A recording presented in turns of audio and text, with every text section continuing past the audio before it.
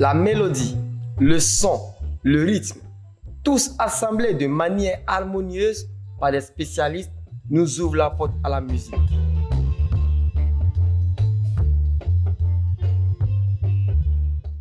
Faisant voyager chacun des émotions les plus superficielles aux plus profondes ou sombres. Mamadou Lamakana Bari, 73 ans, né en 1948, et Seydou Fakoly Doumbia, 68 ans, né vers 1953, les deux Guinéens sont des artistes qui aujourd'hui nous font l'honneur de nous conter leur vécu. Étant né d'une famille griotte, j'ai embrassé la musique, j'ai connu des personnages, j'ai écouté des musiques depuis l'époque des docteurs Nico jusqu'à chez moi en Guinée avec le Bembé Jazz, avec les Baladins, les Tigui et beaucoup d'autres orchestres. Vraiment, quand j'ai écouté tout ça, ça m'a donné le goût vraiment de la musique et je me suis dit qu'un jour je serai guitariste s'il plaît à Dieu. Bon, c'est venu comme ça, c'est dans la famille de Papa Diabaté, qui a été mon maître, père à son âme. C'est lui qui m'a formé réellement à la guitare. Donc ça dominait même les études. Donc c'est de là qu'est venue la passion de la musique. Il va alors parcourir la Côte d'Ivoire, la Haute-Volta qui est le Burkina actuel et le Mali en jouant dans des groupes de musiciens. Jusqu'en 1979 où il va rencontrer Seydou Fakoly Doumbia au Burkina. Ah, Doumbia, lui, ça c'est mon frère, c'est mon fils, c'est tout pour moi. Parce que j'ai fait 42 ans avec lui. Donc, c'est te dire qu'il est tout pour moi.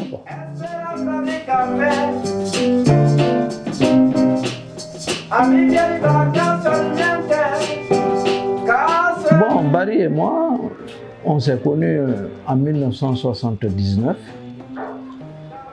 plus précisément dans le mois d'octobre, lorsque j'ai quitté le Mali ici.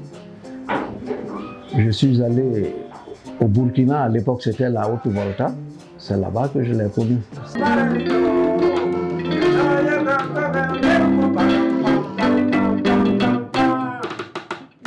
On a rencontré beaucoup de difficultés, on a connu des hauts et des bas ici parce qu'on a eu des difficultés à tel point qu'à un moment même on n'arrivait même pas à payer nos loyers. Ça c'était des difficultés, il y avait les maladies, il y a eu les décès quand même parce qu'on a perdu certains amis qui avec nous ont fait beaucoup de choses. Je pense ici à Siaka Ouattara, je pense à Adjaratou Sissé, qui était notre chanteuse aussi, et je pense à Foulaké qui était notre batteur, je pense à Kofi qui m'a formé même à la rythmique. Leur mort m'a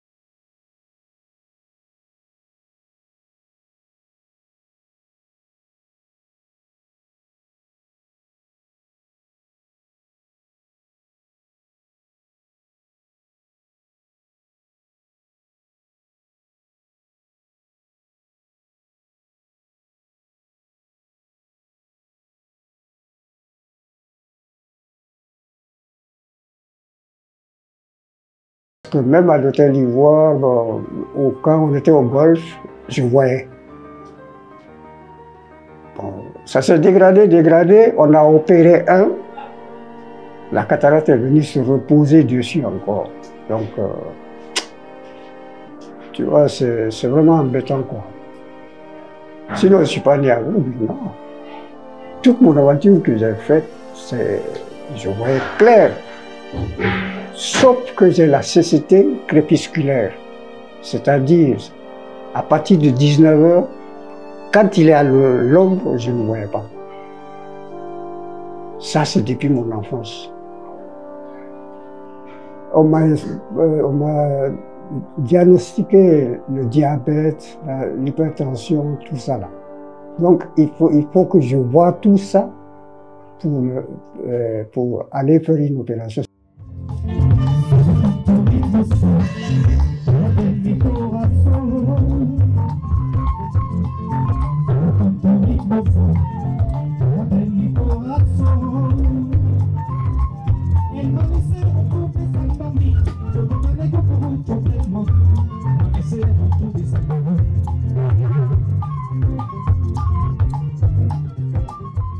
Malgré ces difficultés rencontrées, ces deux grands musiciens n'ont cessé d'inspirer et de donner des conseils à la jeune génération.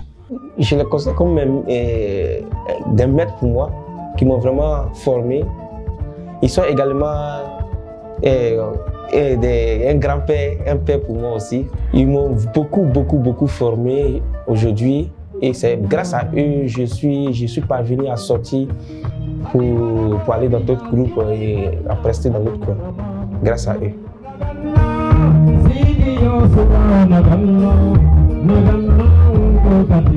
Ils sont tout pour moi. Je les ai connus il y a bientôt, maintenant 8 ans. C'était au consulat de la Guinée. C'est de là qu'est venue, n'est-ce pas, et la connaissance entre ces deux grands maestros et moi.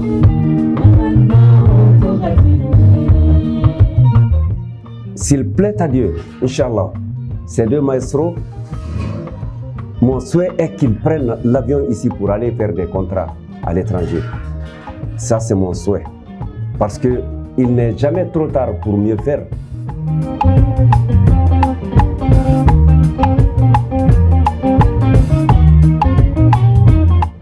Je n'ai pas vraiment duré avec eux, mais le peu de temps que j'ai passé avec eux, je peux dire que ce sont des personnes qui aiment beaucoup la musique et qui aiment aussi travailler.